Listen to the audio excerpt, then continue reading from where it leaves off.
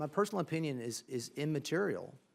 Really? To the job of You are going to be the head of the agency to protect the environment, and your personal feelings about whether climate change is caused by human activity and carbon emissions is immaterial?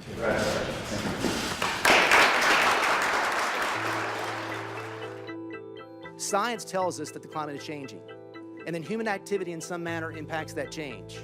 The ability to measure with precision the degree and extent of that impact and what to do about it are subject to continuing debate and dialogue, and well, it should be.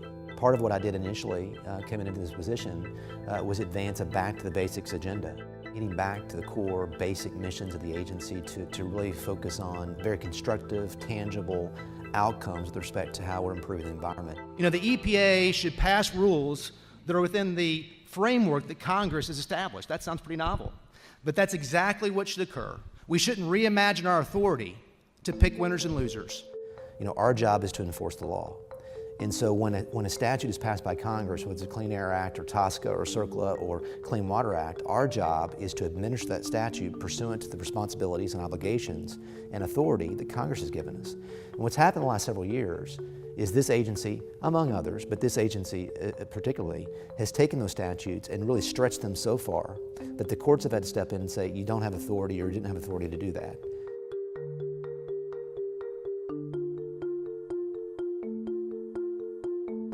I think what the American people deserve is an open, honest, transparent discussion about what do we know and what don't we know with respect to CO2. Well, welcome to the EPA. Perhaps some of you, this is your first visit to the EPA. It's good to see some coal miners here at the EPA.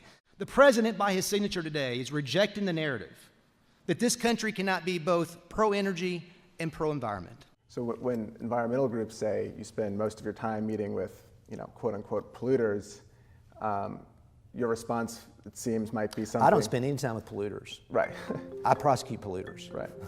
What I'm spending time with are stakeholders that care about outcomes. When you ask about the groups that we've met with, I mean, are those farmers and ranchers in Iowa or North Dakota or other parts, are they less of a conservation and environmentalist because they're not part of some association? I mean, they're our first environmentalist. Their greatest asset is their land. I think it's very important to help reorient thinking.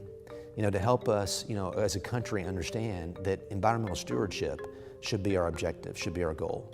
Environmental protection is not to put up a fence, to say, though we can feed the world, we're not. Though we can power the world, we're not. It's to use the natural resources that we've been blessed with as a country to help feed the world, power the world, but also do it in a way that is environmentally conscious and sensitive to future generations. So that's kind of a reorientation of thinking, an attitude, if you will, along with those specific focal points of measurements in each of these areas of air, land, and water.